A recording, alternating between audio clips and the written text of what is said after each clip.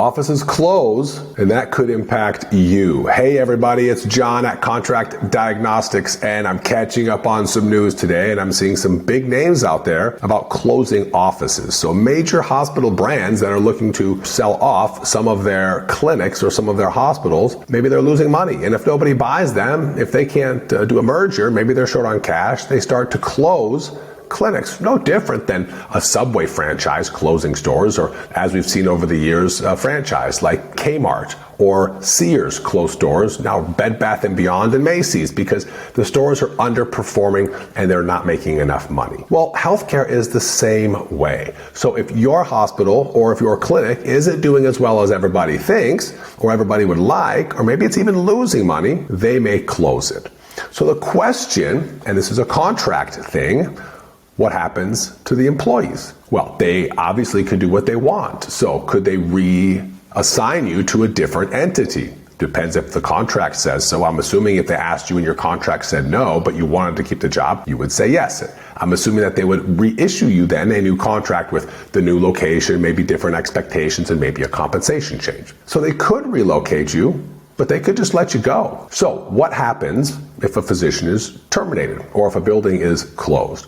Well, obviously those are contract questions and it depends what the contract says. But most of the time what happens if a facility is closed or if it goes bankrupt, it's a potentially different transition for termination. So first off, how do you get paid on termination? It's important that you realize how, and if your employer closes, what the contract says, you'll get paid. What happens to benefits? It's important to know what the contract says. Do they have to give you 90 days notice, or could they terminate you immediately for a certain circumstance? The no-cause termination might be 30, 60, 90 or longer days, but an immediate termination is just that, it's immediate. And could they have insolvency? Could they have bankruptcy? Could they have mergers and acquisitions? Could they have practice closing as an immediate termination?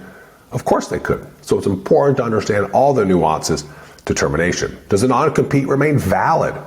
I don't know. Now, if they're closing, you competing with a closed entity might not be something that you should consider, but we don't know. We don't know who would enforce what and what you could do based in your state. But it's important that you understand that. Do you have to buy tail insurance? That's another issue. Maybe they close. What if they're self-insured? What's the captive look like? If they keep other offices open, do they just reassign that slot to a different policy at a different facility? Or do they end the whole policy? Do you need to tail out or not? Do you have any power to come back and negotiate this if in fact they're closing? All are really valid questions. And of course, I can't answer everyone's because we haven't looked at your contract. But it's important when you sign a contract to understand those things. What's not a good sign is when you sign the contract and then 2-3 years later you're looking back to understand what you've signed. You should go in understanding what you've signed, understanding if you want to leave what happens, knowing if they terminate you what your options are and what risks you have as far as financial and then taking another job in the market. So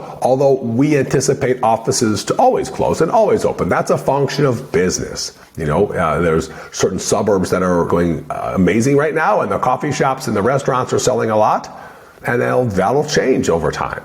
There's certain hospitals that are thriving right now, and maybe with competition in town, maybe with Medicare changes, maybe with changes to their workforce, they're unable to continue to provide services in a way that's profitable for all. So just know that this is happening. It always has, and it always will.